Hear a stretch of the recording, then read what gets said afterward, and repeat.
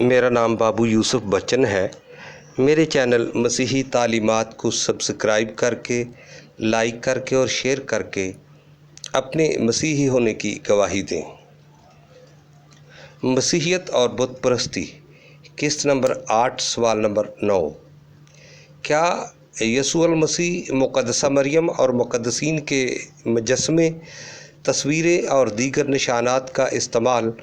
کلام مقدس کے مطابق درست ہے؟ آئیں سنتے ہیں۔ بنی اسرائیل کنعان میں رہا کرتے تھے، اور کنعان میں بابلی، سومیری، اکادی، آرامی، اموری، ہوری، کفتوری، اسوری، مصری، یونانی، فلسطی، ہتی، عملیکی، امونی، موابی، مدیانی اور یبوسی وغیرہ بت پرست اقوام بھی رہتی تھیں۔ چونکہ یہ بت پرست اقوام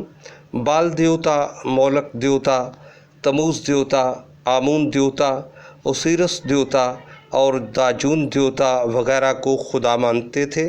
اور ان کے بت بنا کر پوجتے تھے، اس لیے خدا نے ایسے بتوں کو بنانے سے منع فرمایا تھا۔ لیکن جن بتوں کو خدا نہیں مانا جاتا تھا اور کسی دیگر مقاصد کے لیے بنائے جاتے تھے، ان کو خدا نے منع نہیں فرمایا تھا۔ مثلاً پیتل کے سانپ کا مجسمہ، عہد کے صندوق کے فرشتوں کے مجسمے، خیمہ اجتماع اور ہیکل کے اندر باہر کے فرشتوں کی تصویریں اور مجسمے وغیرہ بنانے کے مقاصد ہی اور تھے۔ وہ خدا نہیں تھے بلکہ خدا کی طرف لے کر جاتے تھے، جن کو خدا نے خود بنوایا تھا۔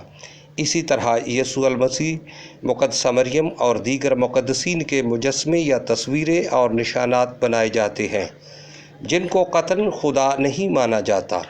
بلکہ دیگر مقاصد یعنی باعث خوبصورتی، باعث رہنمائی، باعث یادگاری، باعث عزت و تعظیم اور باعث درس و تدریس کے لیے بنائے جاتے ہیں۔ خدا نے نہ صرف غیر اقوام کے ان بتوں کو بنانے سے منع کیا تھا، بلکہ انہیں خدا مان کر سجدہ کرنے سے بھی منع فرمایا تھا، جبکہ عہد کے صندوق کو، خیمہ اجتماع کو اور ہیکل کو اور ان میں رکھے گئے دیگر تبارکات کو سجدہ کرنے سے منع نہیں کیا تھا۔ بنی اسرائیل نہ صرف ان کو سجدہ کرتے تھے بلکہ ان کی ہر طرح کی تعظیم کرتے تھے۔ اسی طرح یسوع المسیح، مقدسہ مریم اور مقدسین کے نہ صرف مجسمے بنائے جاتے ہیں بلکہ عہد کا صندوق، خیمہ اجتماع اور ہیکل کے مجسموں، تصویروں اور تبارکات کی طرح انہیں غیر الہی سجدہ بھی کیا جاتا ہے۔ بنی اسرائیل نے خدا کے حکم سے عہد کے صندوق، خیمہ اجتماع اور ہیکل اور ان کے اندر باہر مجسمے اور تصویریں بنائیں اور انہیں سجدے کیے، بلکہ انہیں اپنے لیے زیارت گاہیں بنا لیا۔ اور بنی اسرائیل، یسوع المسیح اور شاگرد ان زیارت گاہوں پر بڑے بڑے دعائیہ اجتماع میں سال بسال مقدس مقام اور مقدس تبارکات کی زیارت کرتے تھے۔ خاص طور پر مجسموں والے عہد کے صندوق کی زیارت کیا کرتے تھے۔ ارمیہ کی کتاب، اس کا 3 باب 16 آیت۔ اسی طرح مسیحی کلیسیا نے بھی یسوع المسیح، مقدسہ مریم اور مقدسین کی بڑی بڑی زیارت گاہیں بنائیں۔ مثلاً فلسطین میں مسیح کے مقام ولادت کی زیارت گاہ، مسیح کی مصلوبیت کے مقام کی زیارت گاہیں، مقام معجزات کی زیارت گاہیں، افسس میں مقدسہ مریم کی زیارت گاہ، پرتگال میں فاطمہ کے مقام پر مقدسہ مریم کی زیارت گاہ، مریا آباد ضلع شیخوپورہ پاکستان میں مقدسہ مریم کی زیارت گاہ، مائلہ پور صوبہ مدراس انڈیا میں مقدس توما کی زیارت گاہ وغیرہ۔ مسیحی ان بڑے بڑے عبادتی اجتماع میں پاک مجسموں، پاک تصویروں اور پاک نشانات کی زیارت کے لیے جاتے ہیں۔ بنی اسرائیل حکم خداوندی کے مطابق مجسموں، تصویروں اور نشانات کی عزت و تعظیم میں چراغاں کرتے، بخور و لبان جلاتے، جلوسی تعظیم کرتے اور انہیں عبادت گاہوں میں عبادات میں استعمال کرتے تھے۔ اسی طرح مسیحی یسوع المسیح، مقدسہ مریم اور دیگر مقدسین کی عزت و تعظیم میں چراغاں کرتے ہیں، بخور و لبان جلاتے ہیں، اور جلوسی تعظیم کرتے ہیں۔ کوئی بھی نشان، تصویر یا مجسمہ انسانی دل و دماغ پر گہرے اثرات چھوڑتا ہے۔ یہ اثرات نشان یا تصویر یا مجسمہ کی اصل حقیقت تک لے کر جاتے ہیں، جیسے عہد کے صندوق کے فرشتوں کے مجسمے مکاشفہ 12 باب کے اژدہا کے جنگجو فرشتوں یا باغی فرشتوں کی طرف لے کر نہیں جاتے تھے، بلکہ یہ فرشتے خدا کی حضوری میں قدوس قدوس قدوس کرنے والے فرشتوں کی طرف لے کر جاتے تھے۔ انجیل متی 18 باب 10 آیت، مکاشفہ 5 باب 11 آیت، عبرانیوں 1 باب 6 آیت۔ اسی طرح مقدسہ مریم کا مجسمہ تصویر بابلیوں کی سمیرامس دیوی یا سمیریوں کی تیامت دیوی یا اسوریوں کی استار دیوی یا مصریوں کی آئسس دیوی کی طرف لے کر نہیں جاتے، بلکہ یسوع المسیح کی والدہ ماجدہ مقدسہ کنواری مریم کی طرف لے کر جاتے ہیں۔ اور جس طرح بیابان میں بلی پر لٹکتا ہوا